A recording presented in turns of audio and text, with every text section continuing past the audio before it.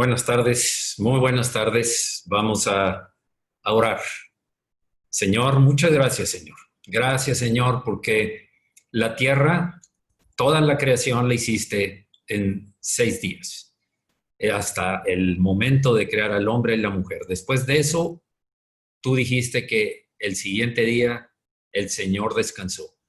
Gracias, Señor, tú hiciste un día para tener el descanso, estar todos reunidos alrededor de ti para escuchar el mensaje de tu palabra que viene a nuestro corazón, la cual anhelamos, la necesitamos, Señor, porque es nuestro alimento, es nuestra fortaleza, nuestro consuelo, nuestro ánimo. Gracias, Señor, por tener acceso delante de ti a tu palabra que es verdad.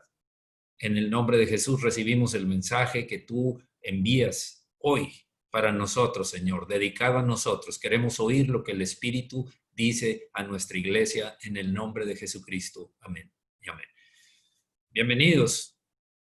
Hoy vamos a escuchar el mensaje a través de lo que Dios inspiró a Carlos Martínez, que nos va a compartir el mensaje que él tiene. Carlos, buenas tardes, ¿cómo estás? Si quieres abrir tu micrófono y tu cámara, por favor. Aquí estamos. Sí, bien. Bien. ¿Sí me escuchan? A ver, ¿qué hago? ¿Es aquí? Muy bien, se escucha muy bien. Ah, ya me vi, perdónenme. Espera, ahorita, ya me vi, me dices. Bueno, estamos muy contentos, un poquito nerviosos por las cuestiones técnicas que no se me dan, pero muy contentos de estar aquí con ustedes, de compartir el hogar y estar en familia, para compartir la palabra, para compartir lo que Dios ha puesto en nuestros corazones, una breve reflexión. Y quisiera darle el lugar a mi esposa, por favor. ¿Cómo están? Buenos días. Pues solo quería compartir una palabra que dice en 1 Pedro 5, 10, más el Dios de toda gracia que nos llamó a su gloria eterna en Jesucristo, después que hayáis padecido un poco de tiempo, Él mismo os perfeccione, afirme, fortalezca y establezca. A Él sea la gloria y el imperio por los siglos de los siglos. Esa es nuestra oración, que en estos tiempos Dios nos perfeccione, nos afirme, nos fortalezca y nos establezca en estos tiempos que estamos viviendo en nuestras casas. Dios les bendiga. Buenos días. Gracias. Oremos. Padre, te doy gracias por este tiempo que nos permites estar reunidos en tu nombre. Tu palabra dice que donde estén 2 o 3 reunidos en tu nombre, tú ahí estarás. Señor Dios Todopoderoso, toma el control de la reunión y te rogamos que tu Espíritu Santo nos lleve y nos guíe hacia toda verdad y que se hable, Señor, únicamente lo que a ti te glorifique. Que esta palabra sea para gloria tuya y que tu nombre sea exaltado, Señor, y el cuerpo de Cristo edificado. Oramos en el nombre del Padre, del Hijo y del Espíritu Santo. Amén. Gracias, hija. Voy a poner así la presentación y ustedes me dicen si se alcanza a apreciar. Estamos bien, ¿verdad? Muy bien. Pues quiero iniciar el tema del día de hoy. La reflexión del día de hoy es acerca del vivir en tiempos inciertos. Y pues no es novedad para ninguno de nosotros lo que se está viviendo en estos últimos días. Cuando hablamos de tiempos inciertos, la definición de incierto es impreciso o desconocido. Cuando escuchamos la opinión de los expertos, es tan variable. No sabemos cuánto tiempo va a durar esta situación. Ha habido cambios en los que nos hemos tenido que adaptar, pero ciertamente hay cierto grado de desconocimiento. No sabemos hasta dónde. Hace algunos domingos escuchamos el mensaje de Chuy López que él nos decía que él duda que las cosas vuelvan a ser como antes. Y algunos opinan va a tardar unos meses, van a tardar cierto tiempo, pero genera cierto grado de incertidumbre. Esto propicia cierto nivel de estrés, de nerviosismo, de ansiedad, de angustia. Y a veces incluso el cuerpo de Cristo lo padece porque no somos ajenos a lo que estamos viviendo. Hoy por hoy, la mayoría de nosotros hemos tenido un familiar o tenemos algún familiar enfermo, algunos otros que han perdido sus empleos o que han bajado sus salarios. Si vemos el macro, los indicadores, lo que nos dicen, pues realmente son cuestiones de alarma. En términos de salud, en este momento ocupamos el tercer lugar de mortandad en el mundo acerca del COVID-19, con más de 56,000 muertos. En términos de seguridad, muertos dolosos y homicidios, alrededor de 56,000 en lo que va a esta administración, lo cual es una barbaridad, es una completa catástrofe. En términos económicos, el PIB de un menos 18%. Educativo, no hay regreso a clases, hay que adaptarse las familias a que nuestros hijos estudien en línea o vean la manera de ocupar su tiempo, porque en este semestre tampoco va a haber regreso a clases. En términos legislativos, leyes, estamos viviendo una auténtica crisis en las cuales las leyes que se están legislando, a lo bueno le dicen malo y a lo malo bueno. No tienen nada que ver con la palabra de Dios. Y obviamente si se pasan algunas de esas leyes, las consecuencias no van a ser bendición de Dios porque están muy lejos de ellos. Y yo sé que estoy planteando un panorama muy sombrío, muy triste como una introducción, pero es nuestra realidad. Y yo quisiera que el enfoque del mensaje no esté aquí. Ahorita más adelante voy a entrar al tema con relación al mensaje. Pero esta es la realidad que estamos viviendo en México y en el mundo. Y claro que no es sencillo.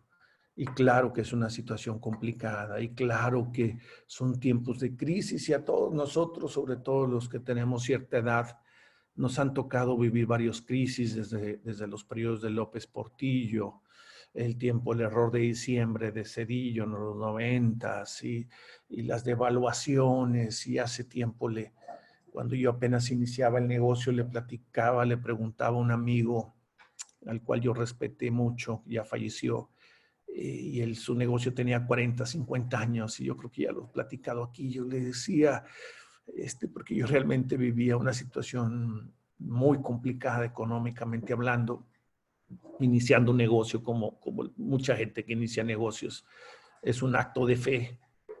Y le decía, oiga, ¿cuál es la peor crisis? Porque además de todo, estábamos viendo una situación económica complicada. Habrá sido la del error de diciembre, habrá sido las devaluaciones de López Portillo, habrá sido lo de Miguel de la Madrid, habrán sido todas esas crisis. ¿Cuál fue la peor crisis en sus 40, 50 años que su negocio ha estado establecido? Y su respuesta fue muy sabia. Me dice, no, mira, Carlos, la peor crisis es la que tenemos por delante. Todas las demás ya me la eché y esas ya las superamos. Entonces, en realidad, la situación más complicada es la que viene por delante, porque eso genera cierto nivel de incertidumbre. Como incertidumbre, todos hemos tenido un familiar o incluso voy a empezar con este ejemplo primero. Algunos de nosotros hemos hecho un viaje en el cual tenemos una conexión y por alguna situación el primer vuelo se nos retrasa. Y vamos, en lugar de ir disfrutando el evento, vamos todos nerviosos y estresados pensando, y si no llego voy a perder la conexión y ya se me retrasó todo, hotel, viaje, tal, y eso genera un nivel de adrenalina y de nerviosismos que nos trae con el estrés a tope. Ya cuando te dicen, oye, ya no llegaste, perdiste la conexión, aunque haya sido una mala noticia, te relajas y dices, bueno, voy a ver qué tengo que hacer. A cancelar o a posponer hotel, veo qué tengo que hacer, pero ya sé lo que ocurrió. Lo mismo le pasa a la persona que está enferma y que no dan pie con bola, no saben qué es lo que le está ocurriendo, no saben cuál es su enfermedad. Y de pronto, después de un tiempo de estudios y análisis y consultas, etcétera, etcétera, le dicen, mira, tu situación es esta es tu enfermedad, es algo muy serio. A pesar de que es una enfermedad seria y tal vez el pronóstico no sea el mejor, por lo regular dices, bueno, ya sé lo que tengo, ya no estoy incierto. Dije todo lo anterior, porque los cristianos no podemos vivir con incertidumbre. Los cristianos no podemos vivir así. Los cristianos tenemos que vivir con certeza. Necesito ayuda aquí, por favor. Es que mi pantalla me obstruye lo que dice el mensaje. Entonces, los cristianos no podemos vivir así. Quiero ir a Hebreos 12:2. Es un pasaje que ya todos ustedes conocen. Quiero mover esto para poder... ¿Dónde está el mouse? No lo veo.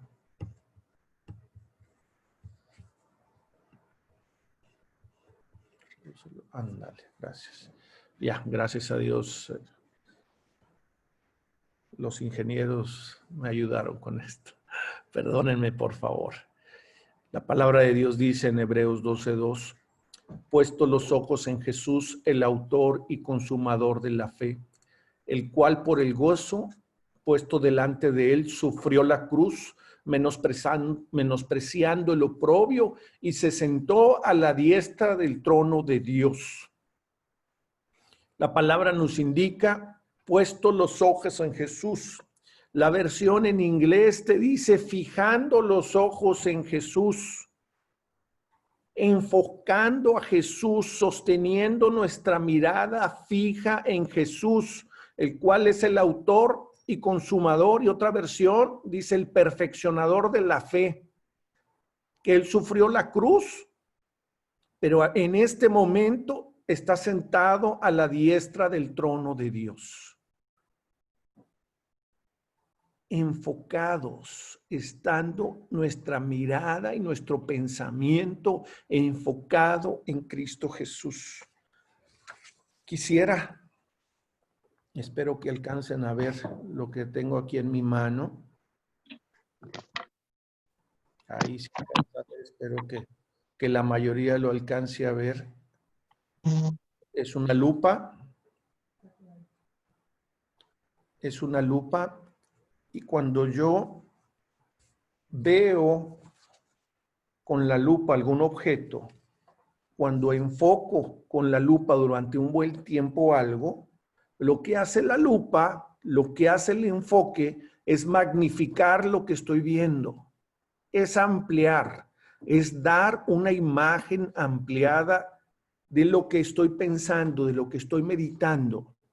De tal manera que si yo invierto mucho tiempo enfocado en los números, puesta mi mirada, mi confianza, mi fe en los números que di como introducción, en el escenario que yo vi como introducción, puestos mis ojos, puesta mi mirada, puestos mis pensamientos y mi corazón en todo lo que anteriormente les dije, esto me va a generar que lo que platiqué se va a magnificar y se va a ver todavía más claro. O sea, va a cobrar realidad, va a cobrar vida y me va a empezar a generar un problema serio porque le voy a dar vueltas y vueltas y no hay respuestas, no hay salidas, no hay una situación lógica, no hay un experto que te pueda decir esto se va a acabar y se va... No es cierto. Cuando inició todo esto, yo hasta le mandé una carta al alcalde pensando quizá me van a cerrar el negocio y ¿qué voy a hacer? ¿De qué vamos a vivir? Entonces hay incertidumbre. Pero si yo pongo todo mi enfoque en Jesús, en mi Señor, el autor y consumador de la fe, el cual está sentado a la diestra del trono de Dios, Jesús empieza a cobrar realidad. Y la paz de Dios, que sobrepasa todo entendimiento, empieza a llenarnos. Y su tranquilidad de saber que Él suple todas nuestras necesidades conforme a sus riquezas en gloria, empieza a generar una realidad, empieza a cobrar vida. Entonces, ¿qué decides enfocar? ¿Qué estamos viendo? Los números macroeconómicos, los números de salud, nuestra vida, ahí está nuestra vida en todos esos temas. O en su defecto, escogemos correctamente y ponemos nuestros ojos en Jesús y en Él encontraremos descanso. Y en Él nos dice, tomad mi yugo porque mi yugo es fácil y ligera es mi carga. Y encontramos paz y empezamos a encontrar la respuesta a nuestras preguntas y nos empieza a enseñar el camino y Él no nos va a dejar.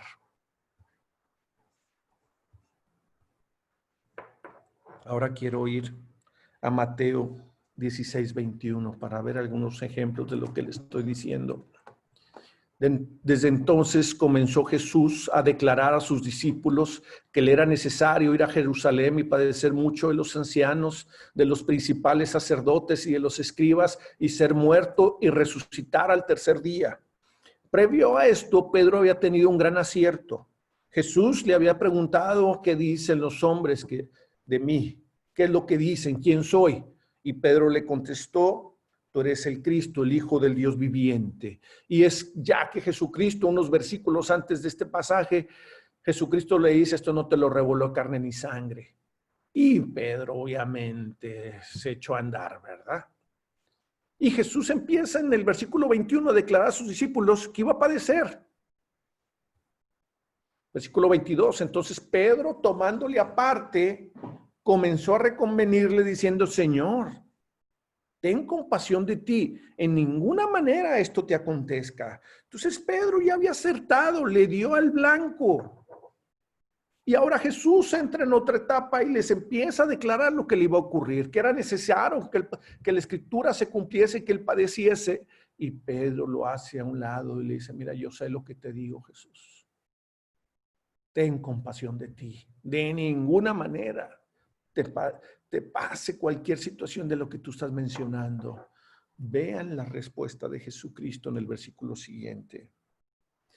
Pedro le estaba dando un enfoque totalmente terrenal. Lo estaba diciendo con su alma, con sus ojos terrenales, no con sus ojos espirituales. Versículo 23. Pero él, Jesús, volviéndose, dijo a Pedro, quítate delante de mí, Satanás. Me eres tropiezo, porque no pones la mira en las cosas de Dios, sino en las cosas de los hombres.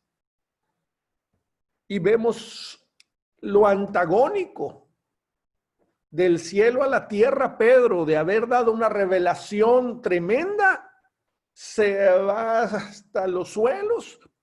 Y Jesús le dice, quítate de delante de mí, me eres tropiezo. Dios no está hablando a través de ti como lo hizo hace un momento. Y dice, no pones la mira.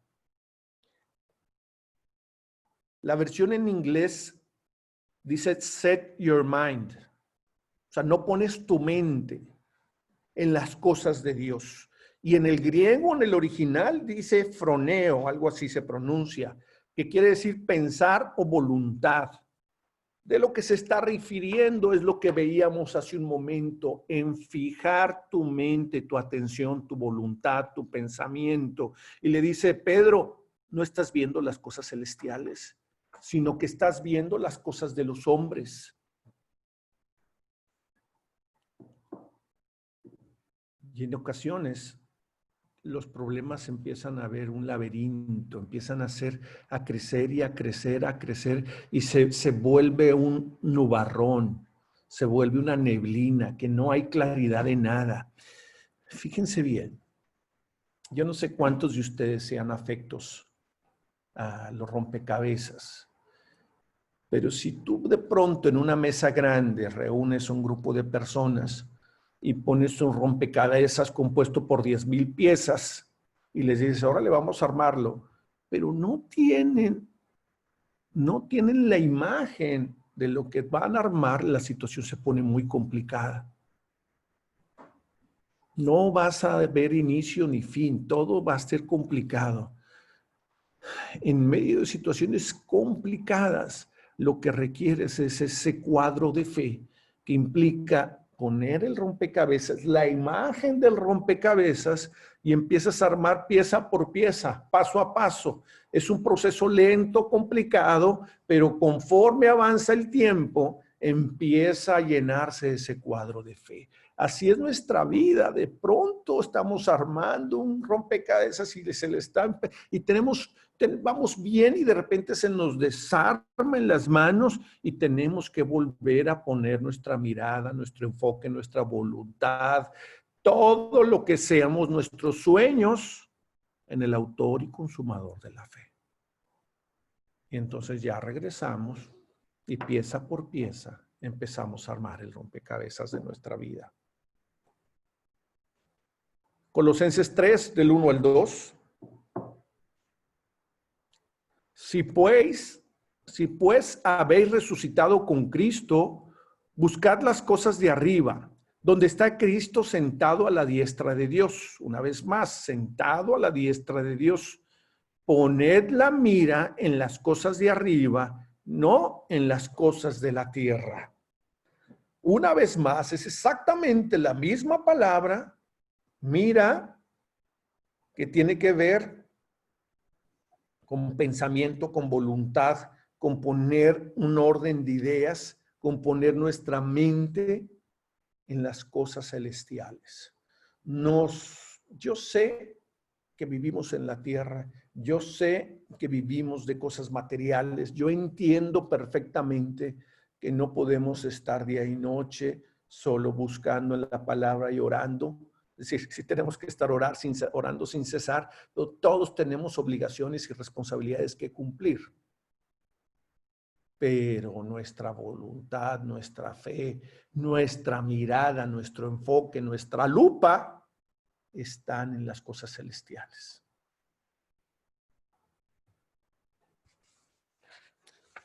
Porque habéis muerto y vuestra vida, dice el versículo siguiente en Colosenses 3:2, porque habéis muerto y vuestra vida está escondido con Cristo en Dios. Entonces nuestra pregunta es, ¿en dónde está nuestra vida? ¿Nuestra vida está aquí en las cosas terrenales? ¿Nuestra vida está aquí en lo material? Porque todo lo material, todo lo que nuestros ojos ven, se va a acabar. El cielo y la tierra pasarán, su palabra no va a pasar jamás. Nuestra vida está escondida con Cristo. Nuestra fe y nuestra esperanza está con nuestro Señor y ahí estamos seguros. Y cuando afirmamos nuestros pensamientos, nos encomendamos a Dios, hay un proverbio que te dice que te encomiendes a Dios y Él va a afirmar tus pensamientos. Todas las mañanas encomiendo a Dios mis obras y entonces Dios empieza a afirmar mis pensamientos. Y esto me va a dar pie al segundo punto. Entonces, el primer punto que quiero tocar para vivir en tiempos inciertos, que ya involucré un poquito de tiempo en ello, es tener el enfoque correcto, el enfoque en las cosas celestiales, en el enfoque en nuestro Señor Jesucristo, tener una comunión íntima con el Espíritu Santo, el estar viviendo continuamente y alimentándonos, no únicamente domingo tras domingo, sino en una base diaria, constante, así como comemos el pan que es indispensable para nuestra sobrevivencia y la salud de nuestro cuerpo, necesitamos el pan de Dios, que es indispensable para nuestra alma y nuestro espíritu, y que llega a lo más profundo de nuestro ser. Y todos los días tenemos que buscarle de todo corazón. Punto número 2. No, perdón, me falta un ejemplo más del enfoque. Estamos hablando del enfoque, todavía me falta otro ejemplo. Y esto tiene que ver con los fariseos. Lo voy a tocar un poquito más rápido. No juzguéis para que no seáis juzgados. Porque con el juicio con que juzgáis seréis juzgados, y con la medida con que medís os será medido. Del 3 al 4, Mateo 7, del 3 al 4. ¿Y por qué miras la paja que está en el ojo de tu hermano y no eches de ver la viga que está en tu propio ojo? ¿O cómo dirás a tu hermano, déjame sacar la paja de tu ojo y aquí la viga en el ojo tuyo? Los fariseos, que lo correcto es que ellos debieran de estar llevando a los hombres a Dios, acercando a los hombres a Dios, empezaron a enfocarse en qué es bueno y qué es malo. Empezaron a enfocarse en juzgar a los demás. Empezaron a enfocarse en decir, mira, él está pecando y esto está mal y esto que está haciendo. Y se volvieron tan cuadrados que en lugar de tener su mirada en el Señor y en guiar al pueblo hacia Dios, empezaron a juzgar y a ver y poner su enfoque en la paja. Y cuando tú ves el pecado de tu prójimo y pones toda tu atención en lo que está haciendo mal y te vuelves crítico y te vuelves juez de ellos, pierdes perspectiva. Pierdes totalmente la perspectiva y yo no tengo necesidad de estar viendo el pecado ajeno. Con mis propios pecados tengo. No tengo que buscar más. Tengo que preocuparme por los míos y buscar, dar palabras para que la gente se arrepienta y se vuelva a Cristo. Pero no estar juzgando y estar viendo los pecados ajenos. Y este es un ejemplo claro. Cuando se pierde el enfoque, en lugar de estar enfocados en Dios, empiezas a enfocarte en cuestiones religiosas, que tampoco es algo bueno. Ahora sí, este es el punto número 2. Primer punto, enfoque. Punto número 2, el temor. El temor. No podemos darle lugar al temor en nuestras vidas. Y yo sé que esto no es algo sencillo, porque de cuando en cuando viene a tocar a nuestras puertas y tenemos temor de muchas cosas. Cada uno de nosotros puede tener sus temores muy particulares, pero ahorita les voy a describir lo que dice la palabra acerca del temor. Y no podemos darle lugar al temor a nuestras vidas, porque el mismo Dios que estuvo con nosotros cuando estábamos siendo formados en el vientre de nuestra madre, que nos sustentó, nos alimentó, nos nutrió, nos dio el crecimiento, es el mismo Dios que me nutre el día de hoy. El mismo Dios que alimenta a las aves del cielo, que ellos no siembran ni ciegan ni tienen graneros, es el mismo Dios que me alimenta a mí.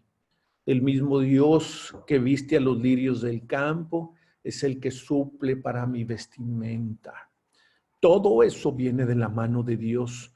No podemos temer de las circunstancias, tener la perspectiva correcta, es decir, no confiamos en la economía, no confiamos en indicadores de salud, no confiamos en nada de ello. Nuestra confianza, porque nuestra mirada está puesta únicamente en Dios. No confiamos en el brazo del hombre. Hemos puesto nuestra confianza en Dios. Y aquí estaban los discípulos con Jesucristo en el Evangelio de Mateo, en el capítulo 8 y 25, y dice la palabra en los versículos anteriores que se levantaron grandes olas que empezaron a cubrir la pequeña barca en la que iban, y Jesucristo iba dormido, aparentemente dormido. Y vinieron sus discípulos y le despertaron. Imagínense, en medio de que se estaban hundiendo, las olas literalmente cubrían la barca. Vienen y despiertan a Jesucristo y le dicen, Señor, sálvanos que perecemos. Ellos dijeron, nos vamos a ahogar, y van a pedir auxilio. El Señor les dijo, ¿por qué teméis? hombres de poca fe. Entonces, levantándose, reprendió a los vientos y al mar y se hizo grande bonanza.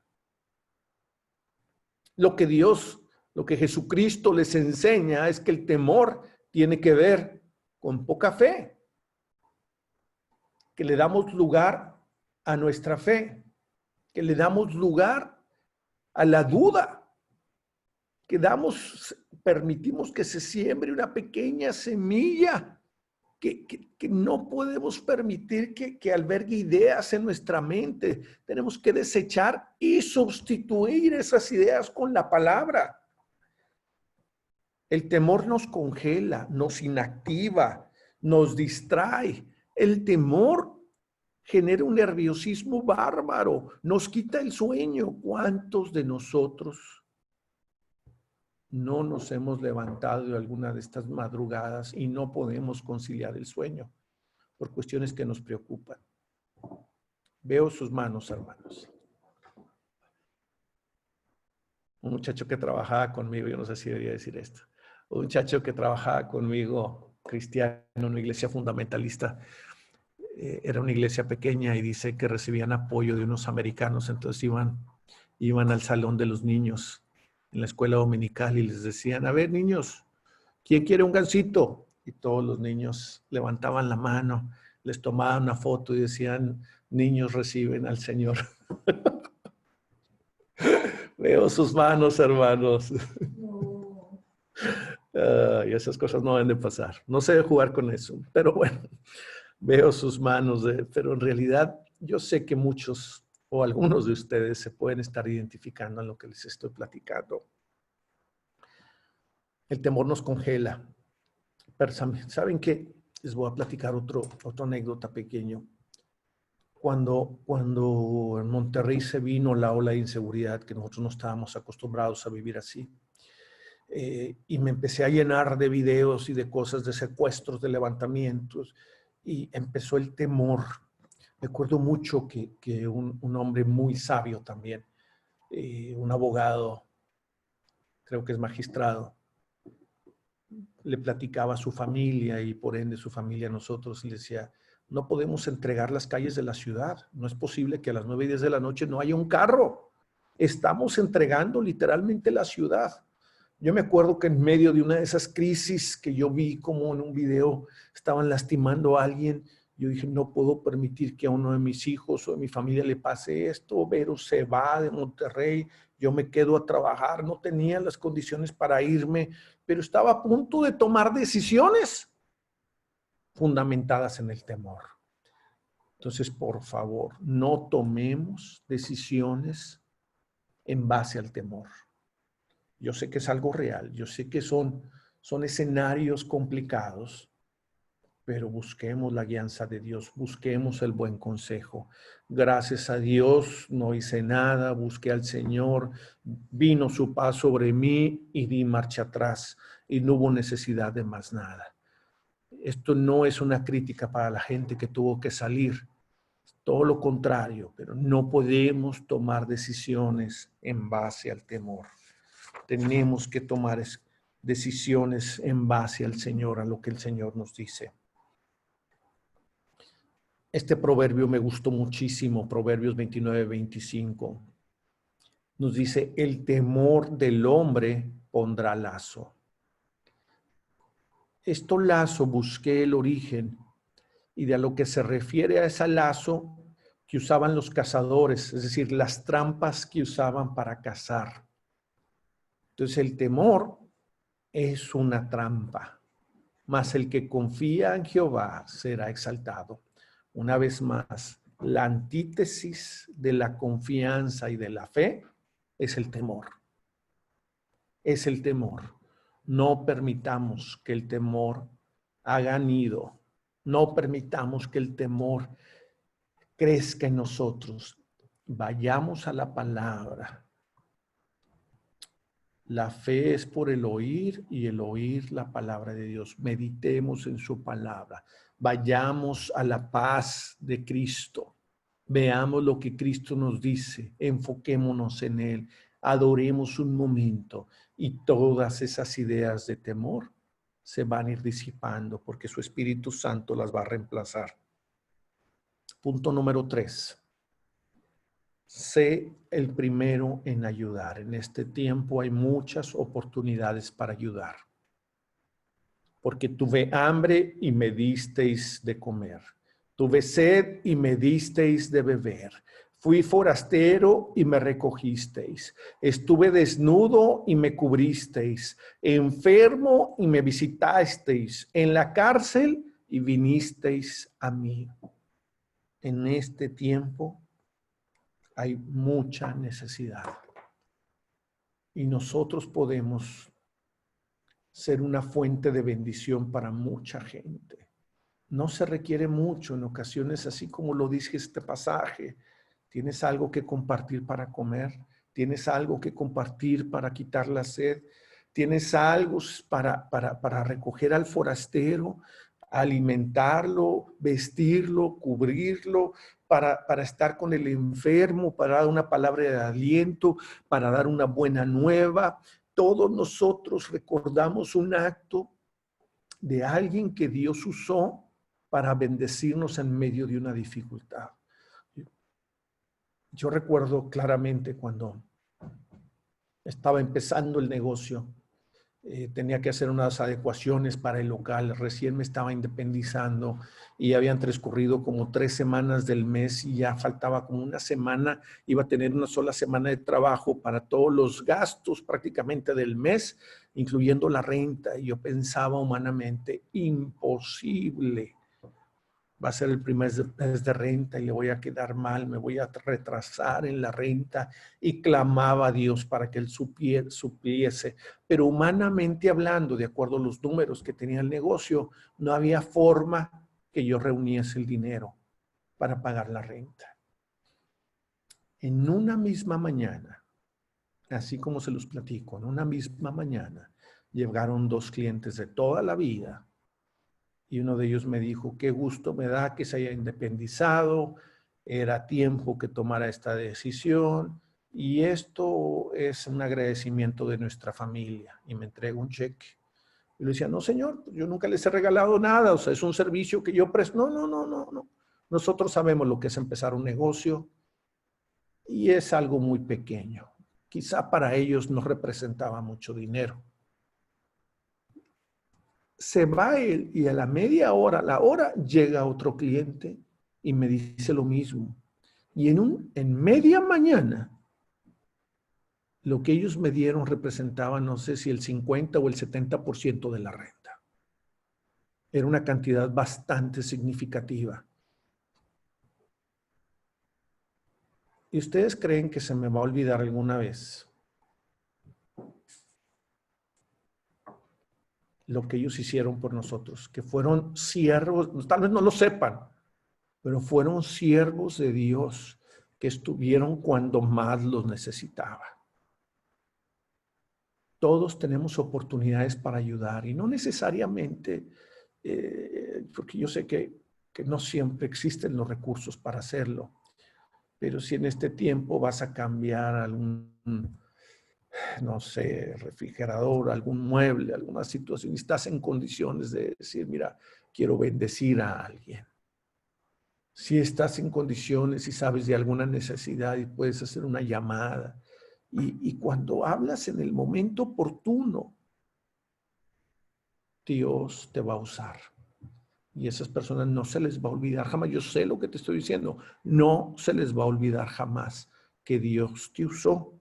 Y todos podemos ser usados por el Señor. Todos, absolutamente todo. Una palabra de aliento, un consuelo, evangelismo, una palmada. El decir simplemente, aquí estoy intercediendo, estoy orando, estoy clamando por ti, estoy contigo, no estás solo. No se les olvida jamás. Y Dios quiere usarnos a cada uno de nosotros. Entonces, el principio detrás de todo esto es lo que tenemos que tener en mente. Yo quisiera ser el primero en ayudar. No tener el concepto, bueno, ahí si se les ofrece algo me hablan. Bueno, ahí sí, si les falta algo, pues con gusto. No, tener el principio de que aquí estoy. Lo que necesiten estoy para servirle. Hay muchas oportunidades de ayudar en estos tiempos. Finalmente,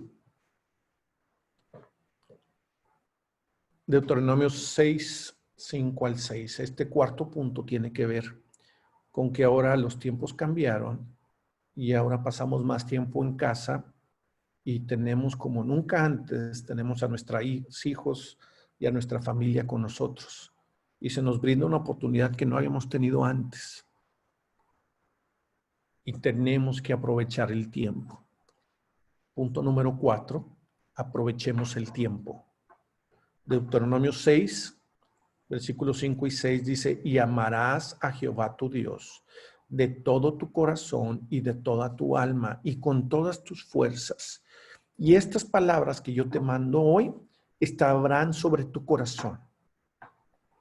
Y las repetirás a tus hijos y hablarás de ellas estando en tu casa y andando por el camino y al acostarte. Y cuando te levantes y las atarás como una señal en tu mano y estarán como frontales entre tus ojos y las escribirás en los postes de tu casa y en tus puertas. Perdón.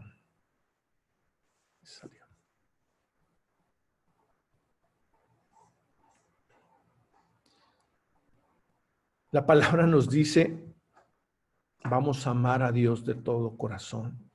Y estas palabras van a estar en tu corazón cobrando vida. Y como son vida para nosotros, se lo vamos a repetir a nuestros hijos. Y vamos a hablar de ellas en la casa y en el camino y al acostarte y al levantarte. Y la vas a poner en tus manos, en tus frontales, en los postes, en las puertas.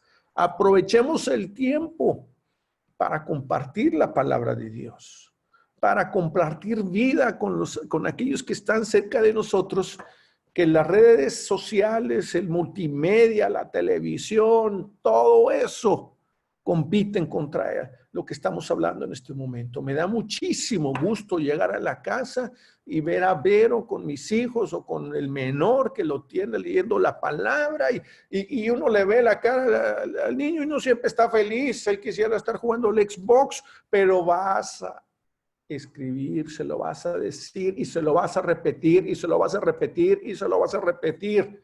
Y lo van a ver en los frontales de la puerta y estando en el camino y al acostarte y al levantarte. No dejemos de hacer la obra de Dios. No podemos bajar la guardia. Hay una guerra, hay una lucha. Les decía que los valores se han disuelto. Y hay una lucha y nosotros tenemos que hacerle frente bombardeando la palabra de Dios a aquellos que están cerca de nosotros, dando ejemplo y testimonio. Este es el mensaje que el Señor puso en mi corazón para compartir con la iglesia Semillas de Amor. 4 puntos muy básicos. Hablamos de viviendo en tiempos de incertidumbre. En primer lugar, mantener siempre el enfoque, estar siempre bien enfocados. En segundo lugar, no al temor, sí a la fe, sí a la confianza en nuestro Señor. En tercer lugar, ser el primero en ayudar. En cuarto lugar, aprovechar bien el tiempo y hablar del Señor a los que están cercanos de nosotros. Les recuerdo la palabra de Mateo 6:21 que nos dice que donde está nuestro tesoro, ahí también va a estar nuestro corazón. Entonces, si hacemos de las cosas terrenales nuestro tesoro, ahí va a estar nuestro corazón. Y nuestra vida no está en las cosas materiales, están en las cosas espirituales. Entonces, si hacemos primero lo que Dios nos ha encomendado y buscamos primeramente el reino de Dios y su justicia, todas las demás cosas vendrán a ser añadidas para nosotros. Dios les bendiga, mis hermanos.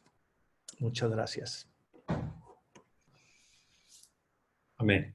Amén. Vamos a orar para que esta palabra nutra nuestro corazón, nos dé fortaleza, nos guíe hacia lo que Dios quiere hacer hoy y a través de la situación que estamos viviendo. Señor, gracias, Señor. Gracias por tu palabra de aliento, pero también es una palabra de exhortación a no desviarnos de ver la meta a la cual hemos sido llamados, de no desviarnos de verte a ti, Señor, todo el tiempo. Cuando ataca el temor, cuando atacan la angustia, cuando la situación se pone difícil, cuando las tormentas arrecian, no queremos ser como tus discípulos que, sabiendo que la tormenta podía hundirlos, se olvidaron de que Jesús iba en la misma barca y corrieron a hablarle porque pensaron que ya no estaba poniendo atención y que no estaba al cuidado de ellos. Por eso fue la reclamación, tal como lo leímos hace un momento, nos lo leía Carlos. Señor, gracias, Señor, porque en lugar de eso queremos ser como David.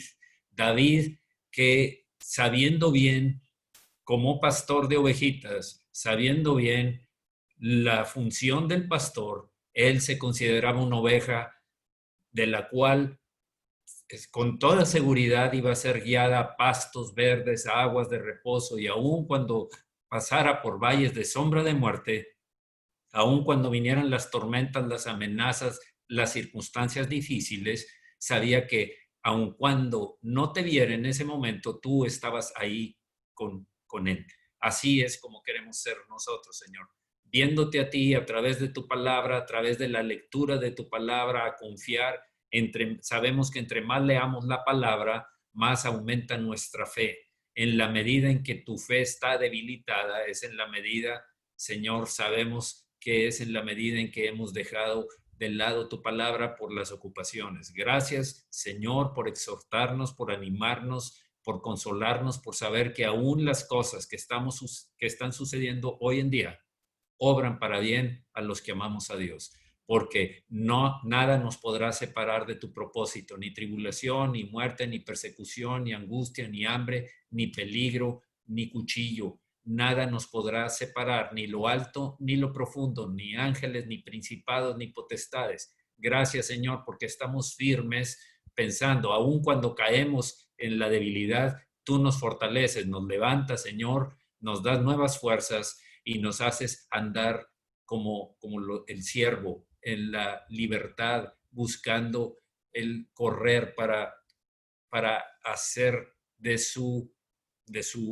ambiente un ambiente de gozo y de satisfacción plena. Gracias en el nombre de Jesucristo por tu mensaje, por tu palabra, Señor, porque tu Espíritu Santo ahora mismo ha puesto cada semilla en el corazón de cada uno de nosotros. Señor, que dé fruto abundante. Yo te pido que derrames de la paz a los que estén ahora mismo en angustia. Señor, toca ahí en donde están a los que están enfermos, de cualquier enfermedad, Señor. Enfermedad de la plaga, del coronavirus, enfermedades de cualquier tipo que están atacando a nuestra ciudad, a nuestro país y a todo el mundo. Señor, tú eres el Dios para el cual nada es imposible. Tú eres el Todopoderoso, el Dios que antes de la fundación del mundo ya nos tenías inscritos en el libro de la vida, Señor, en el libro de haber sido llamados, elegidos, y ahora somos tus hijos, adoptados por ti con gran multitud de bendiciones celestiales. Gracias en el nombre de Jesucristo. Nos tomamos de tu mano y seguimos caminando en fe, sabiendo que esto que está sucediendo para nosotros obra para bien. En el nombre de Jesucristo. Amén y amén. Amén. Bien. Muy bien.